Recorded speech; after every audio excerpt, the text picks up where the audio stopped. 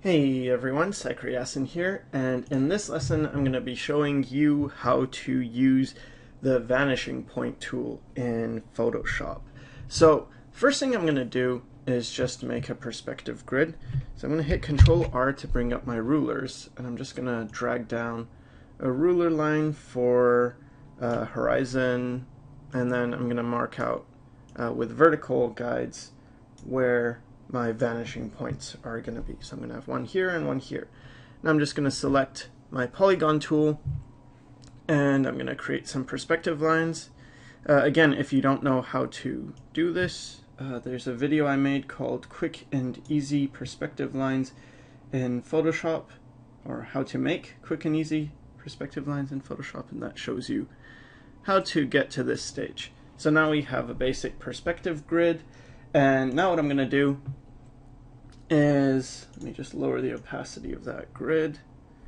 And the reason I actually made these ruler guides to begin with is so that in case, see there's only a few lines here, if I wanted more lines I just go back to this point and then I can click and drag, and then it'll be at the same vanishing point, so then I can have a bigger grid.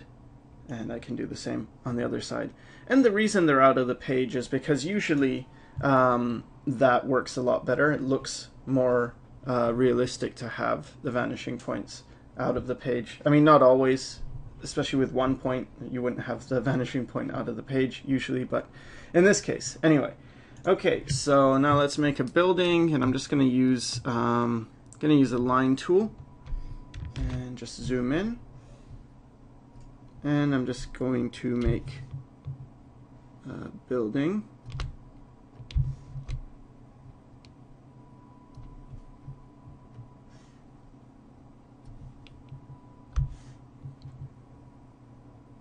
And I'm assuming you can do this in 2 points. So this, again, it's not a perspective tutorial. It's just how to use the vanishing point tool in Photoshop, because it's a pretty amazing tool.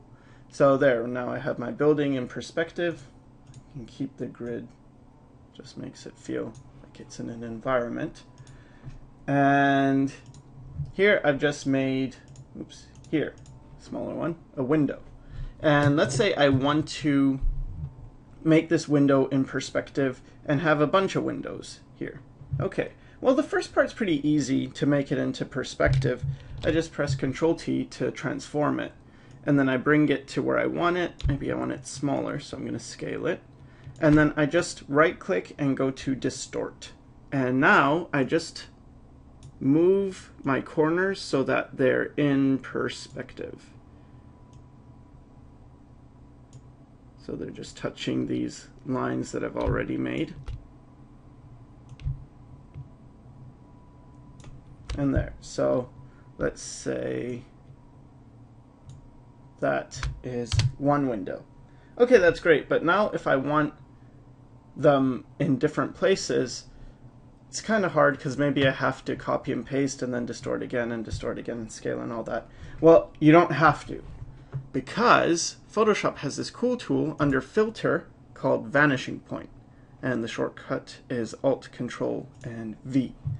So first thing that happens is you end up in this window, and I had the window on its own layer.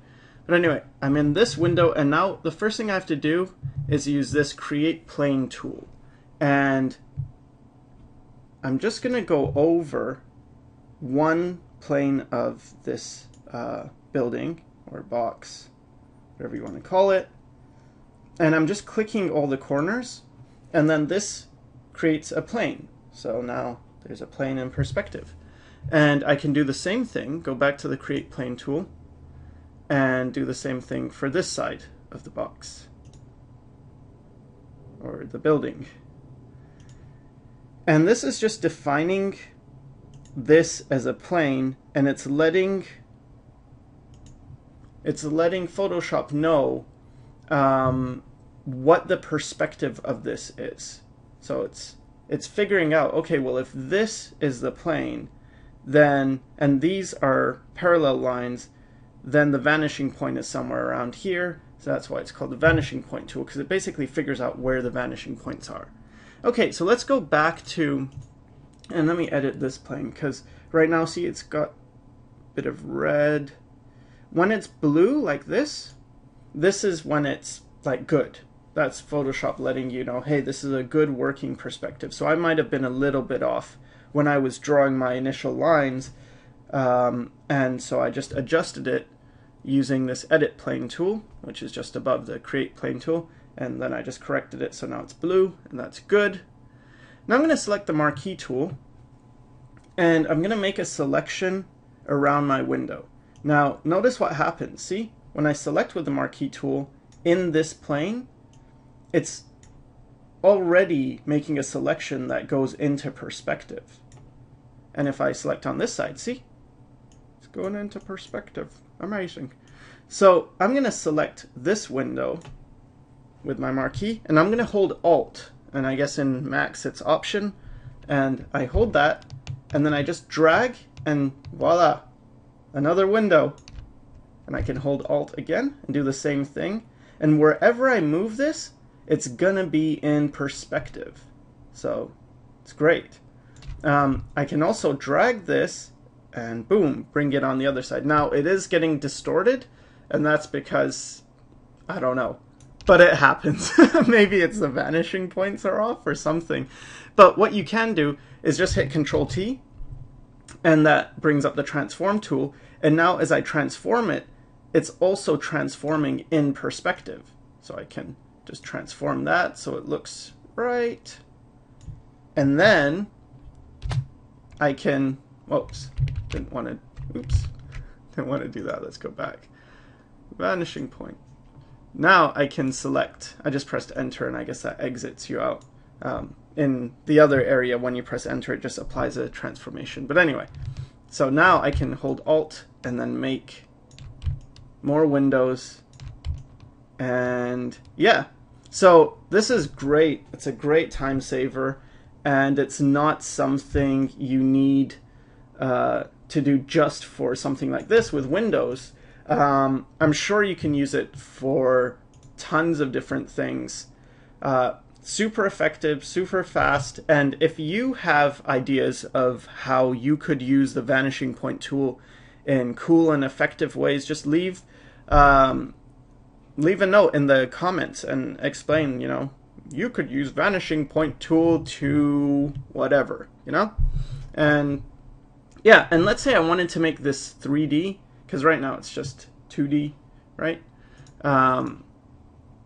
The windows, I mean, they're looking pretty flat. Could just take the layer, duplicate it, and then using my move tool, sort of move it so that there's 3 dimensions now, and then use my line tool and just connect those points so that you end up with like a 3D shape instead of a 2-dimensional shape. Now you still have to go in and then edit and all that and erase lines in the bottom and stuff, so I'm not going to go into that, but it is possible to do that.